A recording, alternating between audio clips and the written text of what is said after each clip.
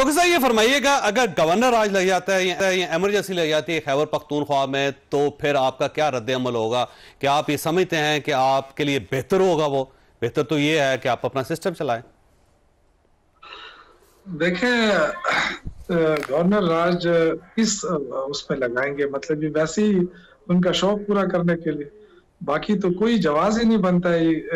बहुत सारे मुल्कों के अंदर एक एक वोट से हुकूमत चलती रहती है। तो अगर इस सिर्फ ये कि जी ये बात करते हैं और अपने इश्यूज उठाते हैं सूबे के, और उस बुनियाद पे अगर ये हुकूमत खत्म करने की कोशिश की, तो ऑलरेडी मुल्क तो बहुत मुश्किल में है ना। अगर किसी को एहसास है, लेकिन बदकिस्मती ये है कि यहाँ पे जिन लोगों को हुकूमत मिली है वो कंप्रोमाइज लोग हैं, और शायद उनको ये फायदा नजर आए, लेकिन ये बहुत बड़ा नुकसान हो जाएगा। अल्लाह ना करे कि 4 करोड़ आवाम का मैंडेट, जो पहले से ही मैंडेट लोगों का छीना गया है, उस पर बहुत बड़ी तलखी हो रही है इस मुल्क के अंदर।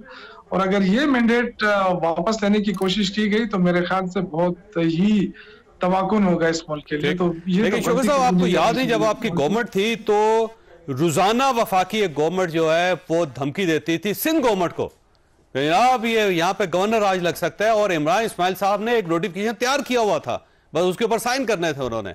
तो 4 साल तो आप ये कहते रहे।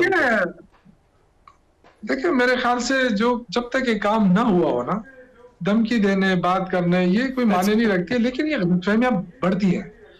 देखिए, अगर हमने मसले का हल निकालना है ना, तो हमें गलतफहमियों को कंट्रोल करना पड़ेगा, वरना गलतफहमियों ने हमसे आधा पाकिस्तान छीना है। ये चीजें हमें नहीं दोहरानी चाहिए। हमें एक चीज का मसला मालूम है तो हमें क्यों नहीं, जिस तरह मेरे दोनों मुअज़्ज़िज़ दोस्तों ने कहा कि बातचीत में क्या, अगर देखे ना, सूबा ये कह रहा है कि ये मसला है, तो इसमें क्या मुश्किल है? अगर कोर कमांडर हो जाए, चीफ मिनिस्टर बैठ जाए, वहां से वजीर खारजा आ जाए, वजीर दाखिला आ जाए, बैठ जाए कि जी इशू कहां पर है, तो इशू हल करने में क्या है? पुलिस को बिठाए, फौज को बिठाए, सबको बिठाए, उनकी गलतफहमियां दूर करे, उनको इंटेलिजेंस इदारों को अपने मजबूत करे। राणा साहब, ये ऑप्शन तो है, रुकिएगा शौकत भाई, ऑप्शन तो है कि वजीर दिफा जाएं वहाँ पे, वजीर खारजा वहाँ पे जाएं, जो ज़ाहिर डिप्टी प्राइम मिनिस्टर भी हैं, और चीफ मिनिस्टर को बिठाएं, वहाँ पे गवर्नर साहब को बिठाएं, फिर कोर कमांडर को बिठाएं, मसला हल करें। मैंने तो पहले ये बात कही थी कि जज्बात का इज़हार दोनों तरफ से हो गया और अब बातचीत कर लेनी चाहिए, लेकिन ग्राउंड जो है ना, सिंध गवर्नमेंट के बिल्कुल नहीं थे इस तरह के, वो सियासी तौर पे थे, और फवाद चौधरी साहब यहाँ से बयान दिए थे हमें कोई रोक नहीं सकता और हम करेंगे। तो ठीक है, ये भी पॉलिटिकल होता है, लेकिन यहाँ पे अभी गवर्नर और वजीर आला जाती तौर पे लड़े हुए हैं एक दूसरे के साथ बैठ नहीं सकते। मतलब नहीं, वो कहते हैं उन्होंने केपी हाउस में दाखिला बंद किया हुआ है इस्लामाबाद में गवर्नर का। मतलब यहाँ पे भी तो इख्तियार का और नशे का, इख्तिदार का एक तूफान बरपा है। दोनों कैसे बैठेंगे, और दोनों इकट्ठे भी बैठेंगे तो मामला भी हल होगा। नहीं, आपकी जाती लड़ाइयां छोड़ें, आप विफाक के नुमाइंदे हैं, एक सूबे के चीफ एग्जीक्यूटिव हैं, तो नुमाइंदगी अपनी अपनी करनी है, तो स्पेस क्यों नहीं दे रहे?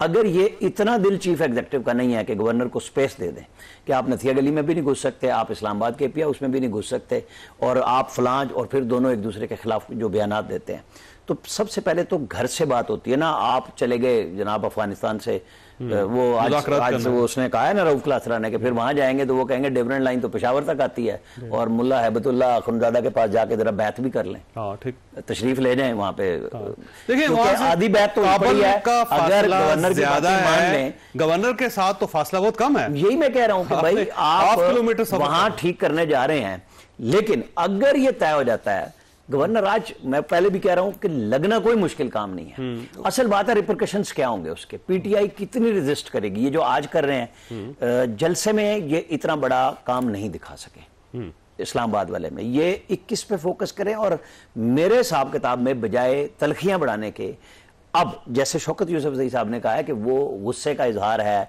वो विफाक से गिला है कि हमारे लोग मर रहे हैं, शहीद हो रहे हैं, उन पे बात करनी चाहिए, तो यही बात उन्हीं की तरफ से बराह रास्त आनी चाहिए कि हम जलसा करेंगे, जज्बात में हमने बात की है। जैसे आज खान साहब ने साफियों के वाले से कहा कि भाई, उन्होंने सीधा कहा कि जो 4 साफियों की ट्रोलिंग शुरू हुई है कि आप लोग जहाद कर रहे हैं, पीटीआई के लोग उनकी ट्रोलिंग तस्वीरें लगा के कर रहे हैं। उन्होंने कहा मेरे बस में नहीं है, आपको पता है कि ये है, लेकिन मैं आपको फिर दोबारा कह रहा हूं, उस दिन अलीमा खान साहिबा ने किसी एक और जर्नलिस्ट के कहने पे कहा कि ये एजेंसियों के लोग हैं, जिसमें हमारे रिपोर्टर हैं। उन्होंने कहा आप मुझे बताएं, रोजाना आप ट्रिब्यून की तारीफ करते हैं, जो आप पढ़ते हैं कि मेरी हर बात हरफ बहरफ उसमें छपती है, तो उसने कहा तो मैंने तो कभी इतराज नहीं किया। उन्होंने कहा जी तो आपकी बहन ने क्यों कहा? उन्होंने कहा उसको किसी ने गलत कहा है, मैं उसको समझाऊंगा।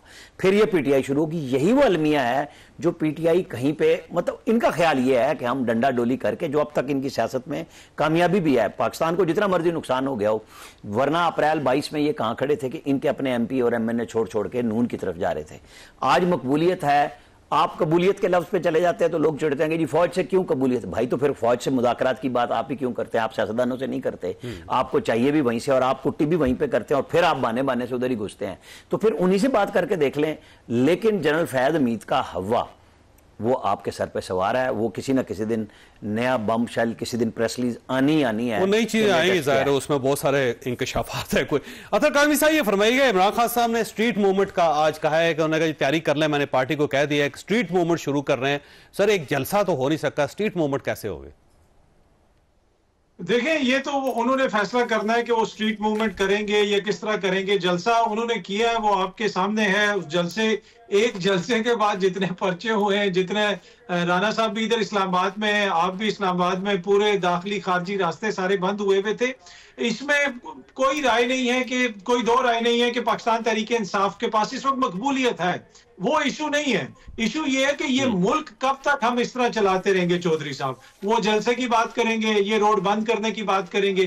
क्या इस तरह मुल्क सस्टेन कर सकता है कि मसलसल हम इस हैजानी कैफियत में रहें और मसलसल लगे ये कि सुबह वफाक से बरसरे पेकार है, एक इदारा दूसरे से नाराज है? ऐसे मुल्क नहीं चल सकते। अगर हमने मुल्क को चलाना है तो फिर उसको आइन और कानून के मुताबिक चलाना पड़ेगा। जिसका राइट है, आइन अगर कानून उसको राइट देता है कि वो जलसा करे, वो जलसा करे। जिसका राइट है कि वो हुकूमत उसकी हो, वो हुकूमत करे। तो मामला तभी सेटल होंगे जब हम आइन और कानून के ऊपर आएंगे। जब तक आइन और कानून के ऊपर नहीं आएंगे, इसी तरह मामला चलते रहेंगे। बिल्कुल ठीक है। मैं तीनों मेहमानों का शुक्रगुजार हूं। खासा यहाँ पे छोटी सी ब्रेक लेनी। ब्रेक के बाद हम बलोचिस्तान की सूरत हाल के ऊपर बात करेंगे। वहां पे जो लावा पक रहा है इस वक्त या उबल रहा है, उसका क्या नतीजा निकलेगा। छोटी सी ब्रेक, और ब्रेक के बाद दोबारा जरूरत। प्रोग्राम में दोबारा खुश आमदीद। शौकत साहब, ये आपके पास तो बड़ा ऑप्शन है जी, बड़ी स्पेस है। आप अपने सूबे पे तवज्जो दें, पुलिस की ट्रेनिंग करवाएं। सीटीडी जो है वो आप उसको प्रॉपर डेवलप नहीं कर सके। 450 करोड़ रुपया आपको दिया गया है वहाँ सीटीडी को डेवलप करने के लिए और उनकी ट्रेनिंग्स के लिए। फिर इसके साथ जो फोरेंसिक लैब है वो अभी तक आप नहीं बना सके, वहाँ पे कोई बाकायदा फोर्सेस को डेवलप नहीं कर सके। तो आप उस पर क्यों नहीं फोकस करते? आप इमरान खान साहब की रिहाई के पीछे लगे। पूरी गवर्नमेंट का एक ही मसला लगता है कि इमरान खान को रिहा करें।